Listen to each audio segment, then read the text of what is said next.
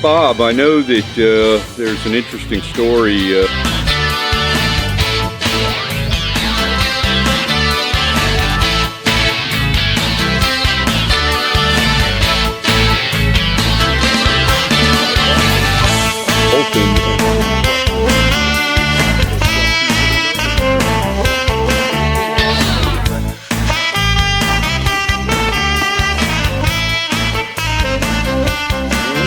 What kind of an operation you running here, man? All right.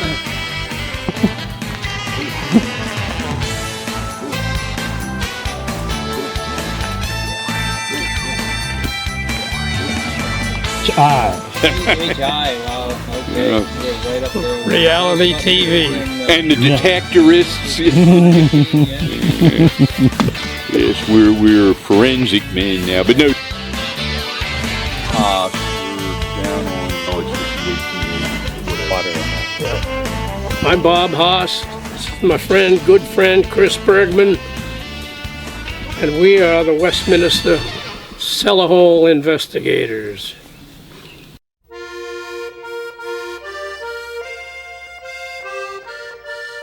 This building is a gem. Everyone who visits it says it's like walking into the past.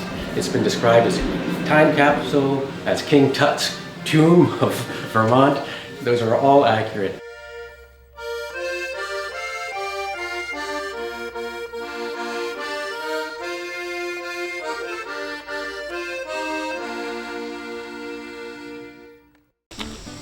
Morning, Bob. How are you? Fine good. autumn morning. I'm good, Chris. How you doing?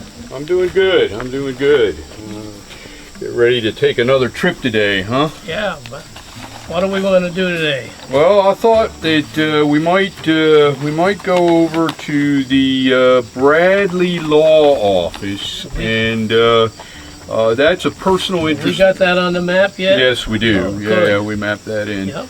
It's a personal interest to me because my youngest daughter, Petra, has just sat for the Ohio bar.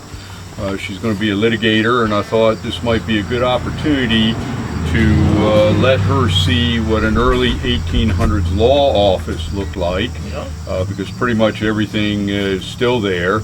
And it's quite a difference between the steel and glass tower office that she's going to inhabit in Cincinnati. Yes, I bet. Yeah, quite a difference. Quite a difference.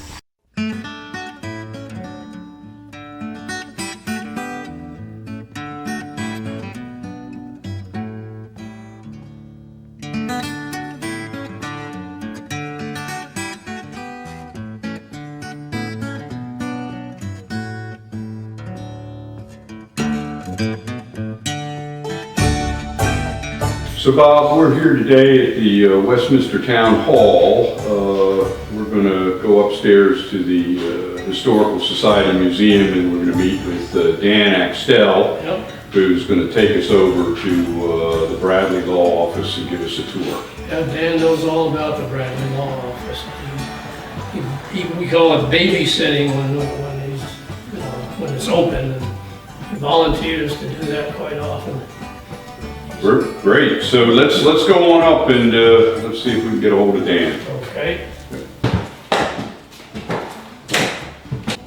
Hey Dan, good to see you. Hi Chris, Appreciate you coming out to give us a tour of the Bradley Law Office. I also understand that we'll be joined by Richard Michelman as well for today's look-see about Williams R. Bradley.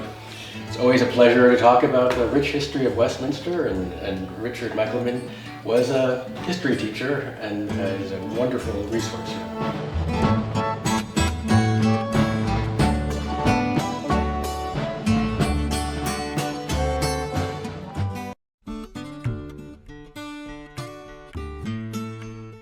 We're inside the Williams R. Bradley Law Office today, and the law office was closed by Williams R. Bradley when he finished his law practice in 1858, I believe. That's correct. I'm joined by Richard Michelman and Dan Axtell of the Westminster Historical Society, who of course welcome you to the Williams R. Bradley Law Office. And they're going to give us a bit of a tour of the contents of the law office and describe some of them to us. Thank you. Let's start off by saying Westminster, Vermont was once a very important town, and William Czar Bradley, the son of Stephen Roe Bradley. Stephen Roe Bradley, who was very important in the early history of Vermont and had a problem with Vermont and moved over to Walpole, decided he would stay in Westminster, Vermont. In fact, his house is right next door to the law office. And he lived there his entire life until he passed away in, I believe it was 1867. 1867. He'd like to say that he was born at the after one rebellion in 1782, actually just before the end of one rebellion, and he died right after the end of another rebellion in 1867. So that sort of frames his life, and the American Revolution and the Civil War. He was a lawyer, and he also was involved in the government of the United States. He did certain things which you will talk about, like the 12th Amendment, etc. And but first, let's take a look at his office. It was sort of like a King Tut's tomb. When it was opened up, people hadn't been into it for probably, almost 100 years. They would check on it once in a while, but nobody ever used it, etc. And the law office belonged to the Willard family, which the Bradley family married into. If you've heard of the Willard Hotel in Washington, D.C., that is the same family, and they also came from Westminster, Vermont. But let's take a look at some of the items here in the office. And part of the story has always been that this building was left as if Czar Bradley had hung up his hat, walked out and locked the door in 1858. And as far as you know, that hat has always been there, sort of as a symbol that he hung up his hat and left. That's right. That's just a wonderful image right there. He got a fancy new 6-plate wood stove, and this is a pretty nice wood stove for the period. And we don't know who made it, there's no indication. It has beautiful cast iron patterns on it, and we'd love to be able to figure out who made those cast iron patterns. If anyone watching recognizes them, that would be wonderful. In the back room of the law office, we don't know exactly what the back room was used for, very possibly for his students, for teaching classes. He did keep an amazing array of the lamps he used over the years. He always seemed to upgrade to the next model of lamp. The way we upgrade to the next model of iPhone today, there are some remarkable oil lamps and other fuel lamps, including camphene lamps, which are extremely dangerous. It's very explosive. Explosive. Here are the camphene lamps, and we've never actually tried them. We're frankly too scared. They apparently glowed very brightly, and they were a wonderful idea for a while. Dan, could you repeat that again, please? I couldn't hear what you said. And some other technology that Czar used was an ear horn. He was hard of hearing for a large part of his adult life, and he has a couple of ear horns. And this was the biggest one that was left in the law office. Thank you. You have slate pencils. This was what was used to draw or write notes for yourself on the slate. This is nothing more than a paperweight, and when you drew or wrote on a piece of paper, the ink sometimes would run, and this is an ink sander. They would take very fine sand, put it in the sander, and then shake it on the paper, and it would coagulate with the ink and dry the ink. Here is an early little lucifer or match holder. And it's got the top here, which is still here, which is amazing. And of course I just screwed it up. But anyway, there it is, back again. And on the bottom, it is ridged, so you would have a place where you could draw the match and make the spark. Wine, rum, whatever. This piece of furniture started off life as a washstand, and you can see Vermont ingenuity turned it into a reading stand. The wash bowl and the other containers would go here, but this is how they turned it into something more useful for the law office. You would take a pinch of snuff and stick it up your nose usually, and it would make you sneeze. For some reason, the people love this. I've never been able to figure out why, but they did. Here we are by the central chimney, which you can see is blocked up, and we'll get to that later. On the mantle here are some of the things that were important to him. He did collect exotic things from around the world. We have mysterious jaws and a whale tooth here, which would be very exotic. At the time, there are no whales in these areas. This is just a piece from Washington's tomb. I'm not sure these are soapstones. These might this be one is. catalite. Okay. That one is soapstone, but this might be catalite. And these are Native American pipes. And this one also is Native American, so this would not be a local soapstone? It could very well be, but I don't know.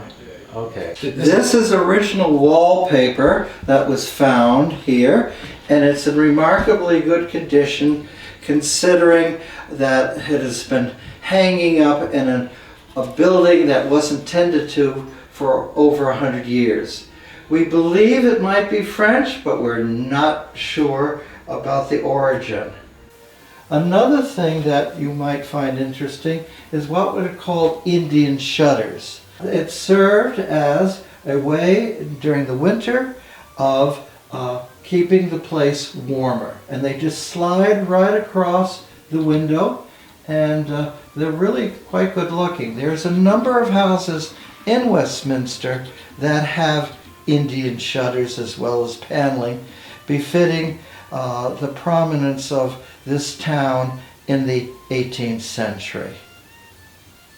This was the filing cabinet that he used. He's got charters and plans, deed, plaintiff sued, writ served, and then Czar's papers. This would have been his personal papers because, of course, his middle name was Czar, William Czar Bradley. And this is one way that we know that he did go by the name Czar as a nickname, even though that was his middle name.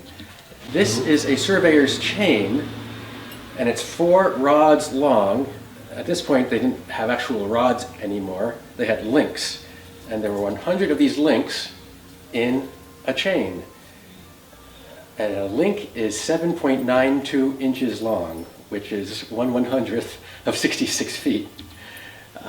And the right-of-way here in Westminster is 10 rods wide. It's a 10-rod road, typical of a King's Highway. So we could stretch this out 2.5 times from the front of this building to the front of the building across the street.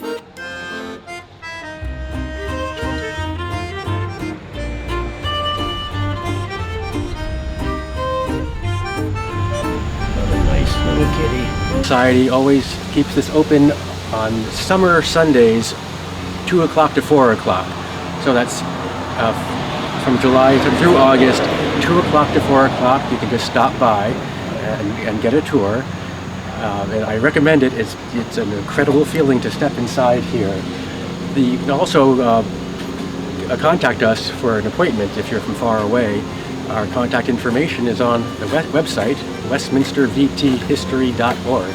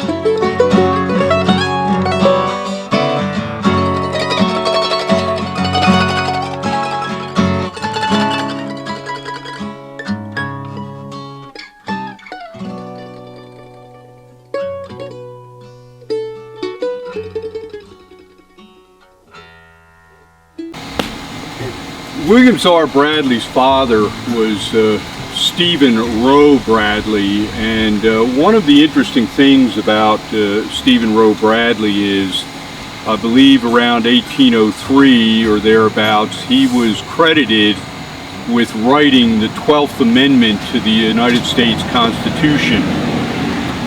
And that amendment is very interesting to us because, as we know, the current sitting president actually lost the popular vote, lost the election by popular vote, but won the election through the Electoral College. And the 12th Amendment, written by Stephen Roe Bradley, or credited to him, actually has to do with the procedures for the election of the President and Vice President of the United States through the Electoral College. And Stephen Roe Bradley also was the person who pushed so hard to get Vermont to be the 14th state. And he was the one in the Senate who proposed the new flag to honor the two new states, Kentucky and Vermont, by the time the change was made. And it had 15 stars and 15 stripes. That's the design of flag that flew over Fort McHenry in 1814, where the Star-Spangled Banner was written. And of course, the 15 stripe was a problem. I've seen what our flag would look like if you had 50 stripes and 50 stars, and it would have been an abomination. But the 15-star, 15-stripe flag, the Bradley flag, is really quite a handsome flag. And the people who now own the Bradley household, the Jews, do fly a Bradley flag out front, which is, I think, a nice touch. Interesting. Richard, you had some things to offer about the William Czar Bradley house itself, which is just adjacent to the law office, which I thought were very interesting observations, particularly in regards to a dormitory that was used by law students. Would you maybe talk about that a bit? Well, there were small cubicles that were in the L in the back of the house. We believe the house was built around 1798. We're not positive. And it still has some of the original wallpaper in there. And it was lived in by relatives of William Czar Bradley up until about the 1990s, as I remember. And it still sits there proudly, and it's where the man lived. And I think you also indicated that there used to be some kind of bell system between the law office and the house itself that, that operated. I already mentioned that earlier when we were inside, that there was a bell system, and we believe it was used to call people maybe to lunch or to get Mr.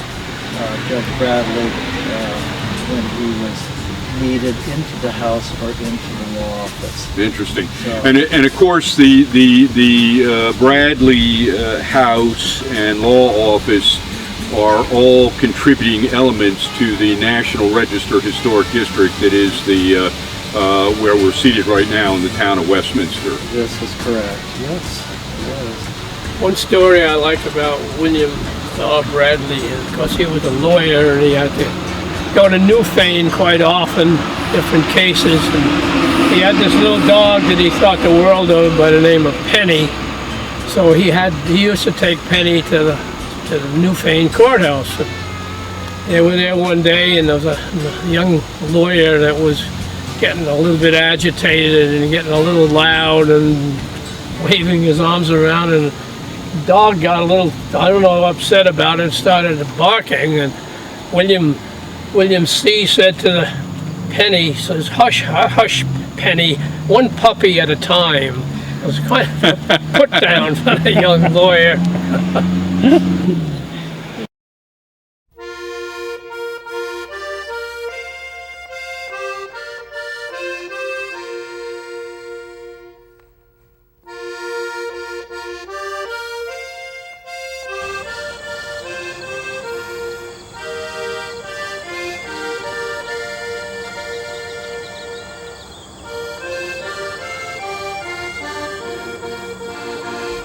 Okay, this is the grave of William Czar Bradley and his wife Sarah.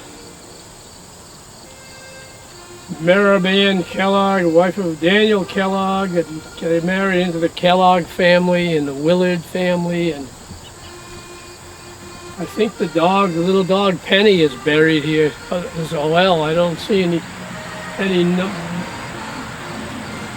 I don't see any mark for her, but I'm quite sure she was buried here. William's little dog, he thought a lot of the little doggy.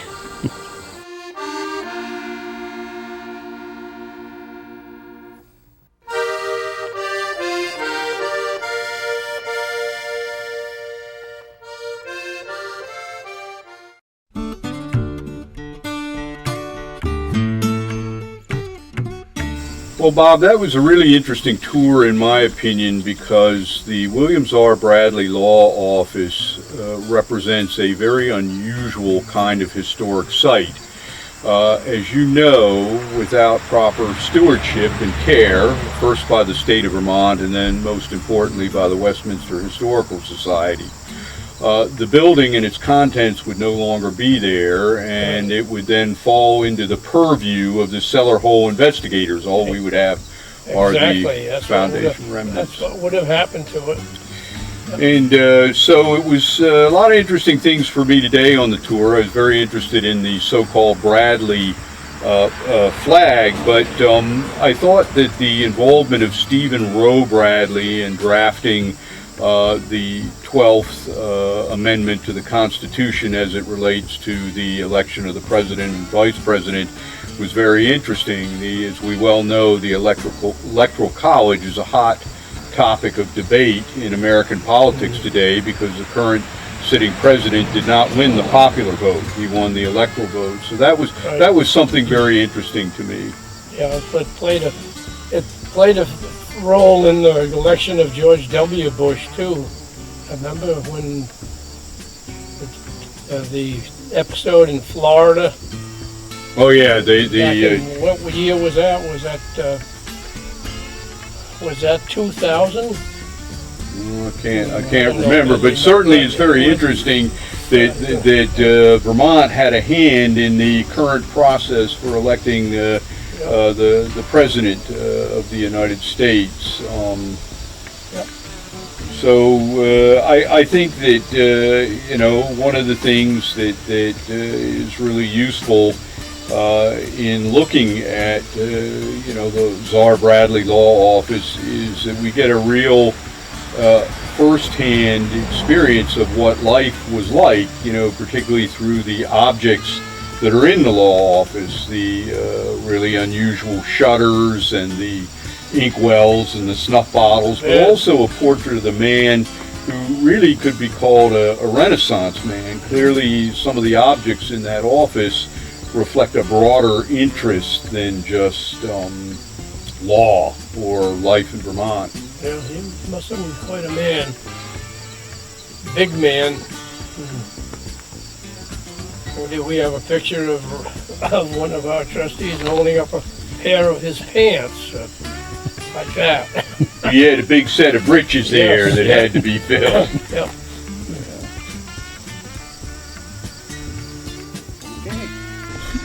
I'm Bob Haas. And I'm Chris Bergman. And we're the Westminster Cellar Hole Investigators.